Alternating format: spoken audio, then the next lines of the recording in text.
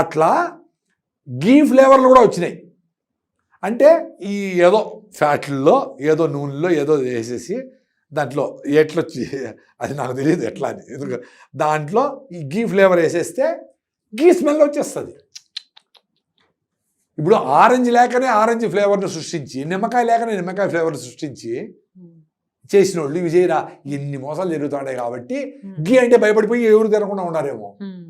అందుకని ఇప్పుడు 50 లీటర్లు పాలు నువ్వు చేస్తే 1 కిలో గీ వస్తుంది. 50 లీటర్లు 50 లీటర్ల పాలు ఎంతమ్మా?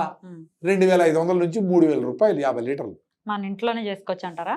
ఇంట్లో. అందుకే మంచి పాలని 60 రూపాయలైనా 100 రూపాయలైనా తీసుకొని దాన్ని తోడుపెట్టి పెరుగు మీగడ సపరేట్ చేసి మీరే నెయ్యి చేసుకుంటే సరిపోతుంది.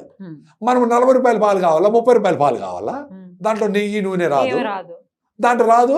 ఆయన అంటే ఆవు తక్కువ గడ్డి తినాలా, పాలు ఎక్కువ ఇవ్వాలా, రేటు తక్కువ ఉండాలా, కొమ్మకూడదు, పొడచకూడదు, ఎట్ట కుదరతుంది? సో ఇట్లా ఎక్స్పెక్ట్ చేస్తాడు. కాబట్టి నెయ్యి మంచి దొరకడంలే. సో నెయ్యి కరెక్ట్గా చేసిన గోశాలలో లేదు నాటావులు పెట్టుకొని గోపురము గంగడోలు ఉండే ఆవులు A2 కెసిన్ అని ఒక ప్రోటీన్ ఉండే మిల్క్ని ఇస్తాయి. సో A2 మిల్క్ అంటారు దాన్ని. ఈ హైబ్రిడ్ ఆవులు గోపురం గంగడోలు లేని ఆవుల్లో వచ్చేటి A1 మిల్క్ అంటారు. అవి కొలెస్ట్రాల్ని పెంచి హార్ట్ బ్లాక్లో వచ్చేదానికి ఛాన్స్ ఉంది. A2 మిల్క్లో చేసిన పాలు కానీ, పాలు మేము రికమెండ్ చేయము, ఎందుకంటే పాలల్లో హార్మోన్స్ అవి మంచిది కాదు. కాబట్టి దాన్ని పెరుగు చేసుకొని మజ్జిగ చేసుకొని నెయ్యి చేసుకొని తినండి అని చెప్తాం. ఇప్పుడు లేటెస్ట్ థియరీ అది.